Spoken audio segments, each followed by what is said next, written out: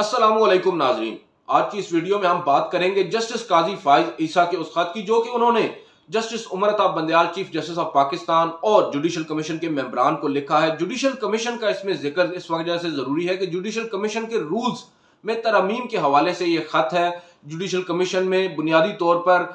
जो एलिवेशंस होती हैं हाई कोर्ट से सुप्रीम कोर्ट में जजेस की, उस पर वहां पर फैसले होते हैं और उसके जो रूल्स हैं उनमें तरमीम की बहस यहाँ पर हो रही है एक तवील अरसे से। और ये जस्टिस काजी फाइज ईसा ने अब अपने इस खत में ये कहा है कि जो एलिवेशन है जजेस की उसको सीनियरिटी के असूल पर होना चाहिए और मेरिट और क्वालिफिकेशन जो है वो जरूर देखी जानी चाहिए। उन्होंने यहाँ पर हवाला दिया है सिंध हाई कोर्ट के चीफ जस्टिस का, जिनको यहाँ पर एलिवेट किया गया। हालांकि ये मामला काफी आप कह सकते हैं पेचीदा है। एक जूनियर जज थे जस्टिस मोहम्मद अली मजहर, उनको पहले जस्टिस गुलजार अहमद ने सीनियर जजेस को नजरअंदाज करके उनको सुप्रीम कोर्ट में तैनात किया और उसके बाद जब काफी ज्यादा बैकलैश आया, मुख्तलिफ जो तंजीमें हैं वकला की, उन्होंने इस पर तनकीद भी की और मुख्तलिफ जजेस की जानिब से भी इस पर सख्त रद्दअमल आया। तो chief justice of Pakistan justice Gulzar Ahmed ने उस वक्त जो सीनियर जज थे, उस वक्त चीफ जस्टिस थे सिंध हाई कोर्ट, उनको भी जूनियर जज के बाद एलिवेट कर दिया सिंध सुप्रीम कोर्ट के अंदर और उनको एडहॉक बुनियादों पर किया, जिस पर सिंध हाई कोर्ट के चीफ जस्टिस ने इसको शायद अपनी तौहीन समझा कि जूनियर जज को उनके ऊपर लाकर बिठा दिया गया है। उन्होंने जो जुडिशल कमीशन का फैसला था इसको मानने से इनकार कर दिया था और मुस्तरद कर दी थी अपनी उस एलिवेशन को, और वो आज भी सिंध हाई कोर्ट में ही मौजूद है। उसके बाद जस्टिस काजी फाइज ईसा ने जस्टिस साकिब निसार के दौर का भी जिक्र किया है। उन्होंने कहा है कि जस्टिस साकिब निसार ने भी जूनियर जजेस को सुप्रीम कोर्ट में एलिवेट किया है और यहाँ पर उन्होंने नाम तो नहीं लिया, लेकिन जो एक जूनियर जज जिनको सुप्रीम कोर्ट में जस्टिस साकिब निसार ने एलिवेट किया था वो थे जस्टिस मुनीब अख्तर, जो कि गालिबन उस वक्त चौथे नंबर पर थे सीनियरिटी पर, लेकिन उनको भी यहाँ पर एलिवेट किया। और जब जस्टिस साकिब निसार से पूछा गया कि इन लोगों को क्यों एलिवेट किया जा रहा है और सीनियर्स को क्यों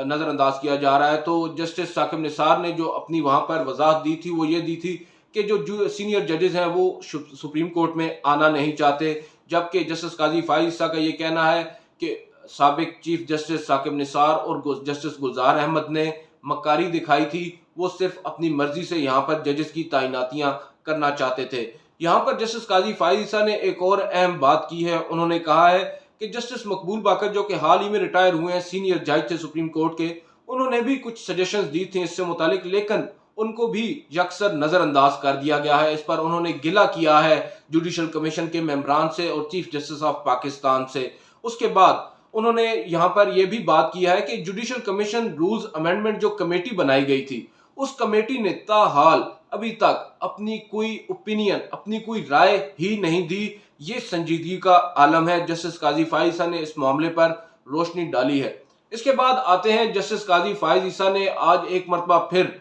हदफ तनकीद बनाया है रजिस्ट्रार सुप्रीम कोर्ट जवाद पाल को, जिनको साबिक दौरे हुकूमत यानी कि इमरान खान जब वजीर आजम थे तो उन्होंने वजीर आजम ऑफिस ने उनको अपॉइंट किया था बतौर रजिस्ट्रार सुप्रीम कोर्ट। उस पर उन्होंने माजी में भी तनकीद की है और आज फिर उन्होंने अपने इस खत में काफी सख्त अल्फाज इस्तेमाल किए हैं रजिस्ट्रार सुप्रीम कोर्ट के लिए। अव्वल तो जस्टिस काजी फाइज ईसा का नुक्ता यह है कि जो जुडिशल कमीशन है उसका सेक्रेटरी रजिस्ट्रार नहीं होना चाहिए, वो ऑनरेबल आदमी को हो सेक्रेटरी होना चाहिए जुडिशल कमीशन का, क्योंकि रजिस्ट्रार जो होते हैं रूल्स के मुताबिक वही सेक्रेटरी होते हैं जुडिशल कमीशन के। उसके अलावा उन्होंने इनके ऊपर एक और अहम इल्ज़ाम लगाया है, वो ये कि साबिक जो रजिस्ट्रार हैं ये वजीर आजम इमरान खान और उनकी जो गवर्नमेंट थी उनके जो केसेस थे उनको जल्द समाअत के लिए मुकर्रर करते थे और जो उनके खिलाफ मुकदमात होते थे उनको मुकर्रर ही नहीं करते थे। ये काफ़ी संगीन इल्ज़ामात एक ब्यूरोक्रेट पर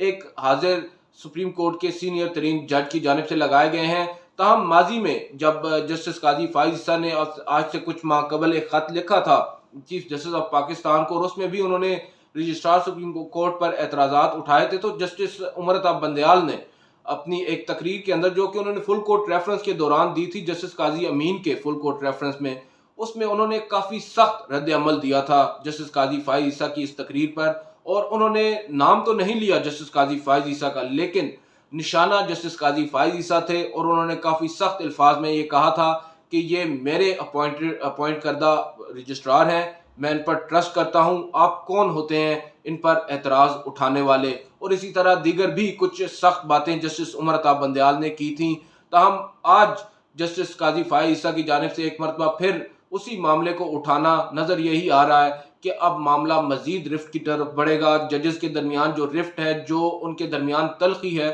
वो जो कम होती नज़र आ रही थी वो अब कम नहीं बल्कि ज़्यादा ही होगी। चीफ जस्टिस ऑफ पाकिस्तान को अब देखना ये होगा कि वो इस मामले पर जो उनकी तजावीज़ हैं, अगर रजिस्ट्रार के मामले को हटा दिया जाए तो उनकी तजावीज़ काफ़ी रीज़नेबल हैं। उनको अगर देखा जाए तो वो सिर्फ जो जुडिशल कमीशन के रूल्स हैं उनमें तरमीम की बात कर रहे हैं, और जो कि होना भी चाहिए। हमने माजी में देखा है अपॉइंटमेंट्स जब भी होती हैं सुप्रीम कोर्ट में, इवन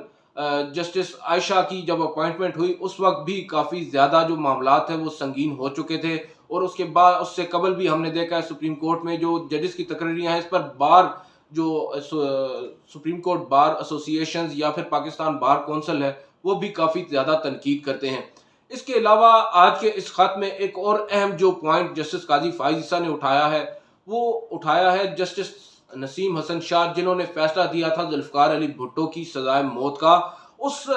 फैसले पर जस्टिस काजी फाइज ईसा ने कहा है कि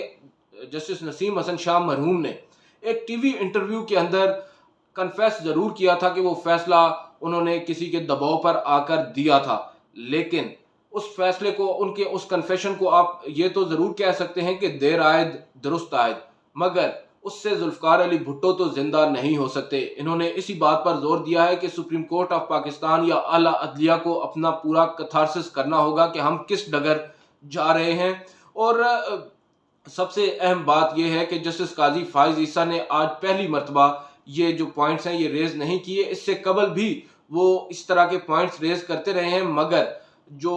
जजेस हैं सुप्रीम कोर्ट के दीगर जजेस वो गालिबन उनके इन पॉइंट्स से मुतफिक नहीं होते, या उनको जस्टिस काजी फाइज ईसा की जानिब से उठाए गए इन पॉइंट्स पर कोई एतराज़ होता है, वो इस पर ज़्यादा सीरियस जो है वो अपना कंसर्न शो नहीं करते। ताहम आज के इस खत के बाद बज़ाहिर ये लगता है कि जस्टिस उमर अता बंदयाल की, क्योंकि उन्होंने आज तारीफ भी की है जस्टिस काजी फाइज ईसा ने, उन्होंने कहा है कि हाल ही में एक जुडिशल कमीशन के इजलास की मैंने जुडिशल कमीशन का इजलास अटेंड किया है जिसकी सदारत कर रहे थे चीफ जस्टिस, और काफ़ी मेरा अच्छा एक्सपीरियंस रहा है। और उन्होंने अप्रिशिएट किया है उस जस्टिस उमर अता बंदयाल के कंडक्ट को, और उन्होंने इस उम्मीद का इजहार किया है कि आइंदा भी जस्टिस उमर अता बंदयाल बतौर चीफ जस्टिस और बतौर चेयरमैन जुडिशल कमीशन जो अपने